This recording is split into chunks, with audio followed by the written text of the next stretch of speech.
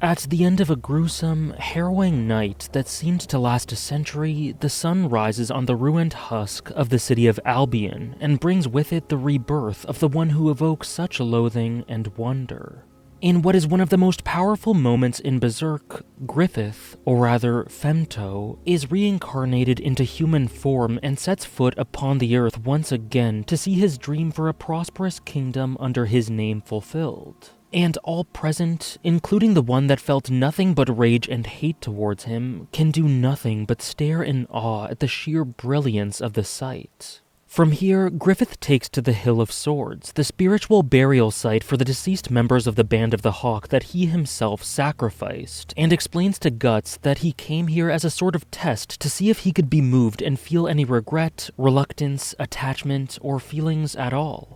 And he concludes that he just doesn't. He is free of any emotions, just as he should be given the process he has undergone to become this omnipotent, demonic, and yet somehow angelic thing. There is then a confrontation between Guts and Zod, and during the battle Griffith begins feeling what he describes as a faint throbbing in his heart whilst looking at Guts, when he should feel nothing. Ultimately, he concludes that these were likely spillover feelings from the infant that shares his body. A bit later, he protects Casca from danger, an act which he himself does not entirely understand in a similar way, and attributes that act to the infant as well. And this all leads to a bit of confusion regarding Griffith's overall feelings, but the overriding image and line from him is his proclamation that this is who he is, that nothing has changed, that he will get his own kingdom, and that he will not betray his dream. The strange feelings towards Guts and Casca are odd, but are framed as temporary remnants by Griffith internally. And so with that aside, while the God Hand essentially said as much, Griffith's declaration of his feelings, or lack thereof, and his definitive proclamation of his goal are confirmation of something very key and disturbing. So I suppose the answer to the question put forth in this video's title is quite obvious. Femto is simply the version of Griffith who has become a God Hand, stripped of all of his light humanity, his feelings of care and attachment. And while I think it's clear as day that he cared for Guts despite conceptualizing him as some sort of belonging, it's also important to establish that he had some level of attachment to the Band of the Hawk prior to their sacrifice too. Whether his attachment to them be traditional care or looking at them in a cold way as some sort of asset for his dream is up to the reader. Personally, I think he did care and was forced into a corner and manipulated enough to make an evil decision, with that decision at the same time being his choice. But either way, the sacrifice at the eclipse is stated to have only worked if the individual sacrifices people that they care about or place importance on in some form. Otherwise, it's worthless, and the ritual could not have been done. So Femto is a Griffith seemingly bereft of all of those attachments, without his humanity and with only that dream remaining, uninhibited after reincarnation, but with his strange sense of yearning towards Guts and Casca giving us just a bit of pause, a little something to think about. So with that established, we can apply context to many of his actions after he is reincarnated. He forms Falconia, a city that works as a prosperous refuge for so many, but in a way that monopolizes safety and shelter after all manner of supernatural creatures are set loose to bring forth Fantasia and converge worlds. The other parts of Midland are razed to the ground, and as a result, people flock to him to accelerate his plans to build his own kingdom. He forms an army, where both humans and grotesque, all-powerful apostles are able to work hand in hand, which previously seemed unthinkable. These apostles do not kill or feast upon humans as we're used to, and humans look to them as comrades, and that all seems quite wonderful in concept. But with what Griffith said in mind, that he will do anything for his dream, that he feels nothing, we can conclude that this is done for the sake of success and efficiency. Cooperation is obviously much preferable to conflict within his army. It bolsters his ranks to help him fight Ganishka, and afterwards it promotes smooth operation in raids and within the city. This harmonious cooperation is necessary for his dream for obvious reasons, and so he doesn't do it out of some beautiful ideals or benevolence. He said this himself. The man who sacrificed those who loved him and used their souls to fuel his endeavor, that is who he is. I personally have some doubts that this is who he always was, and that he didn't ever have any capacity for feelings, but post-eclipse, he insists to Guts that this is him. So I think it's fair to say that Griffith Reincarnated does many things that lead to pretty clear benefits for the realm, but at the expense of quite a few things, and some of the caveats and reasons behind what he does makes it clear that his intentions are purely of self-interest for his dream and not due to any altruistic reasons. He does good things, but he does them for his dream, and plenty of minute details make that very clear. He has this transcendent radiance that can never be touched, partly because his reason for existing is so beyond what anyone can fathom or relate to, and because his lack of emotionality is so foreign. And yet, despite it being clearly stated to the reader that this is who he is, I couldn't help but wonder at seeing certain illustrations that Miura would show us, particularly the scenes of Griffith communicating with the spirits of those departed souls and allowing them to speak to their loved ones before moving on. This image of Griffith just made me pause and think. Sure, his actions here were likely just done with the intent of maintaining and progressing his reputation and status and to continue being beloved by the people. But I don't know, it just evoked something in me. I never had any idea exactly what it evoked, but it's just such an otherworldly image that made me wonder and continues to make me wonder. Is that really all there is to Griffith? Is he not hiding something? Does he really not feel anything at all? Am I just one of these oblivious Falconia citizens being roped in by his transient beauty? And am I stupid for just thinking that there has to be something more here? I still don't know the answer to these questions, but the release of Miura's final chapter helps me place those feelings a bit better. While it was already obvious given the hints prior, Chapter 364 confirms it. Griffith and the Moonlight Boy are one and the same. On full moons, Griffith unites with Guts, Casca, and company transformed into this child, who seems to view Casca and Guts as mother and father and has helped Guts rise up from darkness multiple times. The boy helps them, displays some affection towards them, and moves on once the night is done. And right at the end of the latest chapter, we are given some poetic and impactful words from a Griffith having just transformed back to help express some important things. I had a dream. Under the full moon, I was a child embraced by nostalgic warmth. But when I wake from the dream, only a vague sense of longing remains. That too will disappear with a single tear like morning dew. A vague sense of longing.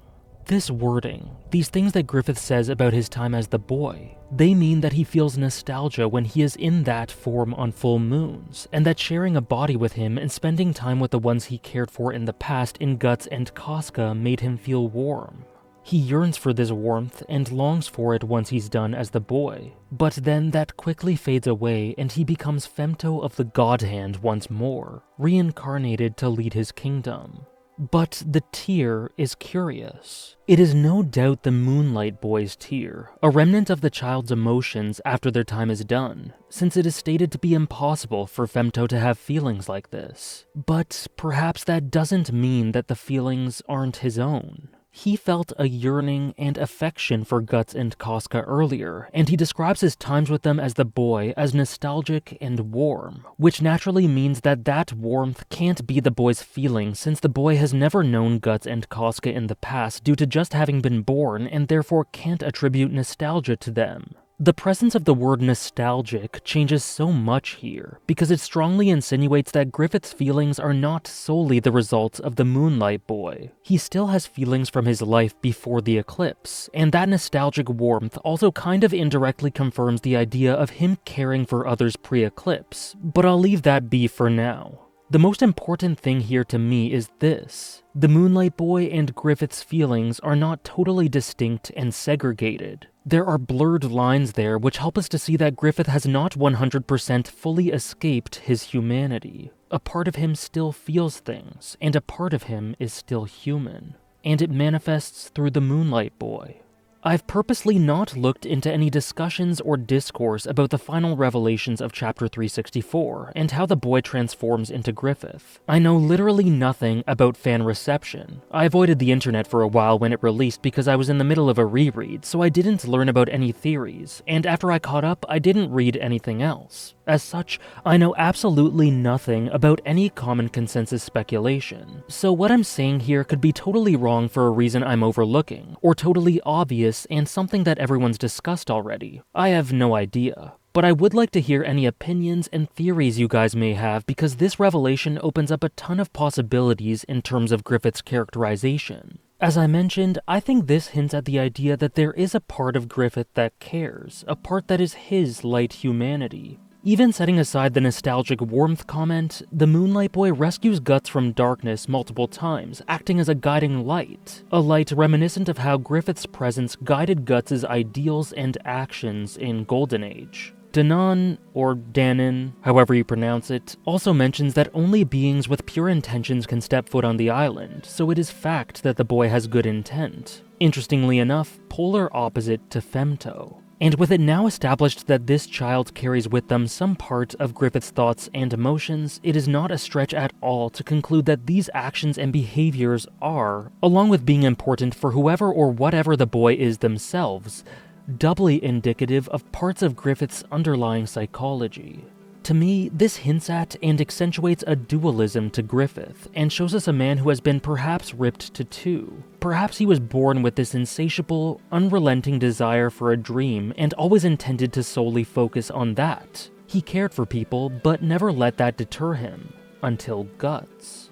Guts was special. Maybe learning about, fighting with, and caring for Guts birthed this new, compassionate, and caring side to Griffith, who was never intended to emotionally interact with anyone at anything closer than arm's length, but grew to do so with one person anyway. And maybe that is a part of himself that blossomed during Golden Age. Maybe that is a part that regrets? I'm aware that this part may be a stretch, but I'm just spitballing here, and I don't think it's out of the realms of possibility given what we're told in the story. Maybe the part of himself that he thought might be there when he confronted Guts on the Hill of Swords was not gone as he concluded.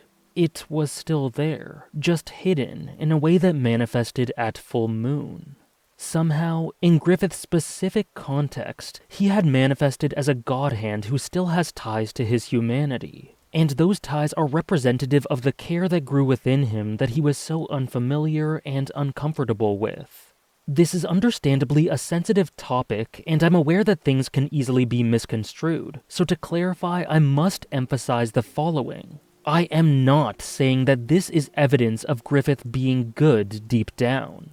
This is not me saying that maybe Griffith is being redeemed here, or that he has the potential to be redeemed, and I absolutely don't want redemption for him, because I believe that's impossible and contradictory to the story. I do not think Griffith would have hypothetically turned quote-unquote good, nor do I believe that he could have ever been forgiven for the unforgivable things he's done. I just view all of this as evidence that a tiny, detached part of him still cares. And the capability for care does not make one good. In fact, it arguably makes them worse people in retrospect for deciding to do horrible things despite caring. This is not a statement of morals. It's just some speculation on an aspect of his character that expands upon what we knew about him and shifts things a bit.